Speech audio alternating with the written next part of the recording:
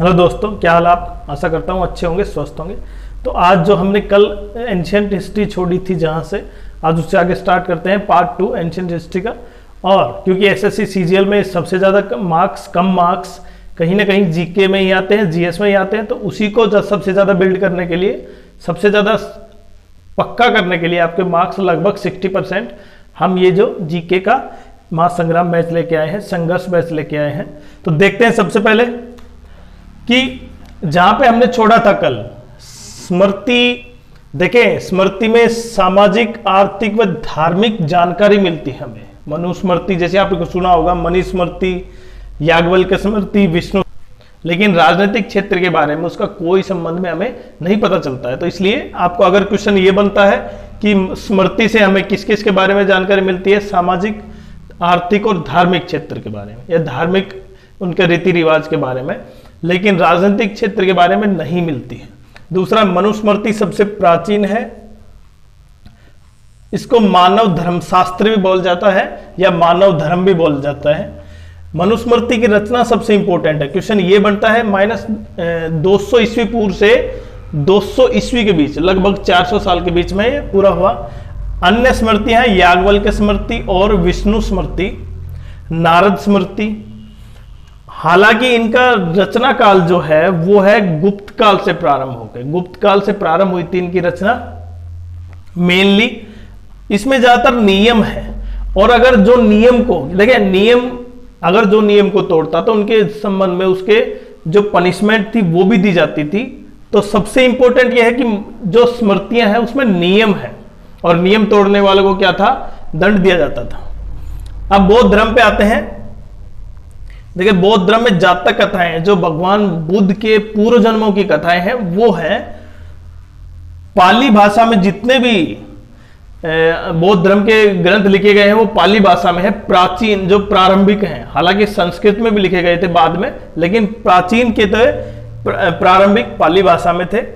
जैसे अंगुत्तर निकाय से हमें 16 जनपद के बारे में पता चलता है। जो 16 जनपद थे, जैसे काशी, चंपा, ऐसे आपको उसके बारे में जब हम डिटेल से क्षेत्र के बारे में आएंगे, जनपद के बारे में तब पढ़ेंगे। लेकिन अभी यहाँ से केवल एक, हम क्योंकि सोर्स पढ़ रहे हैं तो इसलिए सोर्स के बारे में थोड़ा सा टॉपिक आ जाता है।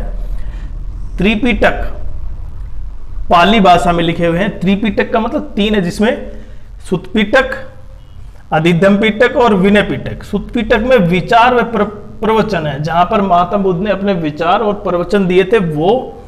अधिधम पिटक में दार्शनिक सिद्धांत, और विनय पिटक में नियम, कि नियम ये होने चाहिए बौद्ध धर्म अपनाने के, या जो भी कुछ है उनके रूल रेगुलेशन, वो क्या है, विनय पिटक में। पाली भाषा में जितने भी ग्रंथ लिखे गए उनमें दीपवंश व महावंश, जो श्रीलंका इतिहास के बारे में बताते हैं, सबसे इंपॉर्टेंट ये श्रीलंका के बारे में।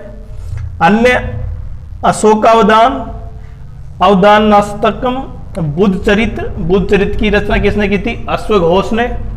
सोरनंद, मिलिंद पन्हो, ललित विस्तार, दिव्यदान, आर्य मंजूश्री कल्प, और अनेक संस्कृत में। उसके अलावा संस्कृत में लिखी, ये क्या है, ये सारे के सारे पाली भाषा में लिखी गई पुस्तकें हैं, ग्रंथ हैं। तो आपको क्वेश्चन ये आता है कौन सी भाषा में लिखी गई, पाली भाषा में। ये किसने लिखी उसका आपको आइडिया होना चाहिए। तीसरा, हीनयान में कथा वस्तु। जब हम बौद्ध के बारे में पढ़ेंगे पूरा, जिसमें बौद्ध के कौन कौन से भाग हुए, हीनयान, महायान, वज्रयान। और हीनयान वो थे जो मूर्ति पूजा नहीं करते थे भगवान को। बुद्ध को मूर्ति को नहीं मानते थे, मतलब उसका रूप नहीं मानते थे।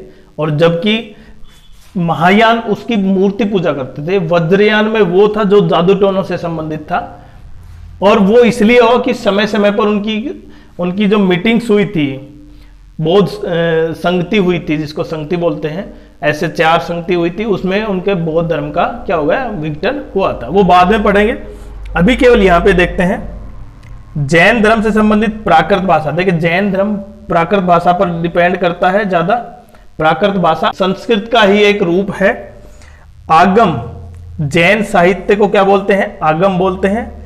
परिशिष्ट पर्व उनकी पुस्तकें हैं, ये ग्रंथ है। परिशिष्ट पर्व, आचार रंग सूत्र, उवास पुरुष चरित्र और भद्रबाहु चरित्र। ये भद्रबाहु आपको पता है, भद्रबाहु जैन मुनि, जब जैन धर्म था तो एक बार बहुत उत्तर भारत में अकाल पड़ा था, तो कुछ उत्तर भारत से दक्षिण भारत की तरफ चले गए थे, कुछ बाकी रह गए थे वहीं पे, तो उससे संबंधित एक जो थ्योरी है उसको भी बताएंगे हम। लेकिन यहाँ पे आप ये समझे, जैन धर्म मेनली यूपी व बिहार क्षेत्र में ही फैल पाया।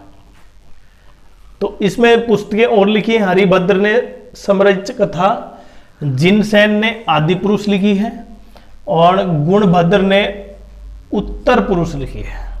देखिए, आदि पुरुष और उत्तर पुरुष, जिनसेन और गुणभद्र ने। अब वापिस आते हैं हम बुक्स, वो जो धर्म से मतलब जो सेकुलर बुक्स थी, मतलब किसी धर्म से संबंध नहीं थी, नॉर्मल बुक्स लिखी गई सबके लिए। उसमें अर्थशास्त्र जो चाणक्य था, जिनका नाम उन्होंने लिखी थी, कौटिल्य या विष्णुगुप्त। अच्छा, उसमें था क्या, वो अर्थशास्त्र था लेकिन पैसे से संबंध नहीं था, पैसे से संबंधित नहीं थी। उसमें सामाजिक, राजनीतिक, इन शब्दों पर सबसे ज्यादा ध्यान दिया गया था। मतलब राजनीति पर राजा को कैसा व्यवहार करना चाहिए, राजा को क्या भगवान का स्वरूप समझना चाहिए, राजा को किस तरह अपनी सुरक्षा करने के लिए शत्रुओं के साथ संबंध बनाना चाहिए, ये मतलब प्रत्येक बातें, समाज शास्त्र के बारे में भी था। तो इन सब के बारे में लिखा। लेकिन अर्थशास्त्र जो लिखी गई उसकी कॉपी कहीं ना कहीं पॉलिटिक्स, जो यूरोपियन जो पॉलिटिकल थिंकर थे, राजनीतिक विचारक, उन्होंने की। जैसे अरस्तु ने लिखी पॉलिटिक्स, वो भी अर्थशास्त्र में कहीं ना कहीं मैच होती है। ऐसे मैकियावेली की प्रिंस, वो भी क्या है, अर्थशास्त्र की कॉपी ही लगती है। तो इसका मतलब कि जो यूरोपियन ग्रंथ थे उनमें कहीं ना कहीं भारतीय ग्रंथ अर्थशास्त्र का भी जो मेल सा था। उसके अलावा अन्य पुस्तकें, देखिए अब ये जो पुस्तकें स्टार्ट होंगी वो सबसे इंपॉर्टेंट है, क्योंकि 2020-19 सीजीएल्स में और सीएचएसएल में जो एग्जाम में पेपर में आए थे वो क्वेश्चन यहीं से बने थे। तो आप लगातार, हम पूरे प्रीवियस ईयर के जो क्वेश्चन है वो जरूर बताते जा रहे हैं। अष्टाध्यायी लिखी पाणिनि, और ये गणतंत्र व्यवस्था पर आधारित थी। ऐसे ये राजतरंगिणी लिख लेते हैं, राजतरंगी कल्हण ने लिखी थी, और कश्मीर के शासकों के बारे में लिखी थी। कश्मीर के, अब कश्मीर की बात आई तो कश्मीर का अकबर किसे कहा जाता है, जैनुल आबादीन।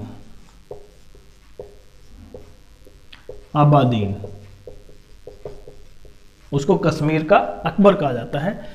उन्होंने पहली बार क्रमबद्ध किया था इतिहास को, 12वीं शताब्दी में लिखी गई थी। पॉलिटिक्स मैंने बता दिया, अरस्तु और प्रिंस की मैकियावेली। अष्टाध्यायी पाणिनि लिखी। गणतंत्र व्यवस्था, लिपि शब्द का पहली बार प्रयोग हुआ। लिपि समझ रहे हो आप, मौर्य वंश में इसका प्रभाव सबसे ज्यादा, मतलब मौर्य वंश में अष्टाध्यायी थी, मतलब पाणिनि मौर्य वंश में हुए थे। और महाभाष्य लिखी पतंजलि ने। पतंजलि जो योग है ना, हमने कल पढ़े थे योग, उसमें शुंग वंश के शासनकाल में हुए थे पतंजलि, और ये खगोल विज्ञान से संबंधित है महाभाष्य, खगोल विज्ञान। उसके अलावा मुद्राराक्ष विशाखादत्त ने लिखी। नंद और मौर्य वंश में हुए थे जो विशाखादत्त। गार्गी संहिता ज्योतिष से संबंधित है। इसने यवनों के आक्रमण, जो यवनों ने भारत पर आक्रमण किया, उसके बारे में डिटेल से है। जैसे भारत में सबसे ज्यादा सोने के सिक्के किसने चलाए, शुद्ध सोने के सिक्के हिंद यवनों ने चलाए, हिंद यवन। कालिदास जो भारत के शेक्सपियर कहे जाते हैं, उनकी सबसे प्रसिद्धम कृति कौन सी है, अभिज्ञान शाकुंतलम। तो आपको ये याद रखनी है, और लगभग इनमें जो कैरेक्टर है ना वो आपको पता होना चाहिए। जैसे मालविका, अग्निमित्र, रघुवंश, मेघदूत, ये भी है उनकी, लेकिन सबसे इंपॉर्टेंट है अभिज्ञान शाकुंतलम। इनमें जो कैरेक्टर है आप वो भी एक बार कहीं ना कहीं माइंड में रखें, जिससे कि फिर जीएस से बाहर कुछ ना आ सके। ऐसे मत्स्यकटिकम शूद्रक ने लिखी है। कामसूत्र वात्स्यायन ने लिखी है। 10 कुमार चरितम दंडी ने लिखी है। अब ये किस किस राज्य काल में हुए उनके बारे में डिटेल से पढ़ेंगे, लेकिन अभी हम केवल ये पढ़ रहे हैं कि अभी ये पुस्तकें किसने लिखी है। उसके अलावा हर्षवर्धन थे, उन्होंने पुस्तक लिखी नागानंद रत्नावली और प्रियदर्शिका। वो खुद क्या थे, एक अच्छे राइटर थे, अच्छे थिंकर थे, तो उन्होंने भी लिखी थी। और उनके काल में हर्षचरित पुस्तक किसने लिखी, बाण भट्ट ने लिखी। कादंबरी किसने, बाण भट्ट ने। हर्ष के शासन काल के बारे में लिखी गई है ये पुस्तक, कि हर्ष का शासनकाल कैसा था, हर्ष 6 वर्ष बाद क्या लगता था सबसे दानवीर राजा था। वो जब हर्ष का शासनकाल आएगा उसके बारे में डिटेल से बात करेंगे हम। कथाकथित सागर, विक्रमादेव चरित, ये लिखी है विल्हण ने, और कल्हण ने राजतरंगिणी लिखी है। देखिए दोनों में डिफरेंस है, राजतरंगिणी कल्हण ने लिखी है, विल्हण ने लिखी है विक्रमादेव चरित। कुमारपाल चरित हेमचंद्र लिखी है, रामचरित लिए संध्याकर ने। उसके अलावा कीर्ति कौमुदी सोमेश्वर, वल्लाचरित आनंद भट्ट, पृथ्वीराज विजय जयनायक, और पृथ्वीराज रासो आपको पता है चंद्रबरदाई, जब पृथ्वीराज चौहान के काल में थे पृथ्वीराज रासो। और गोडवाहो ने, वाकपति ने लिखी है गोडवाहो।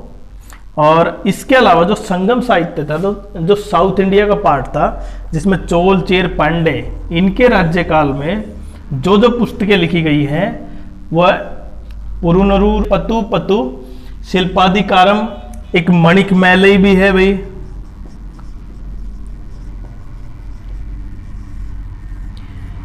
और इसके अलावा जब साउथ की बात आती है तो कहीं ना कहीं त्रिपक्षीय संघर्ष भी सामने आता है, जगह चोल चेर पांडे, इनसे संबंधित डिटेल से हम जब इनके साम्राज्य को पढ़ेंगे तब उसके बारे में डिटेल से बात करेंगे। लेकिन ज़्यादा वीडियो को लंबा नहीं करते हुए केवल छोटे से वीडियो में आप पूरी जानकारी और जितनी पुस्तकें हैं सबसे इंपॉर्टेंट आप पता कर सकते हैं, आप समझ सकते हैं। एक बार स्क्रीनशॉट जरूर लें।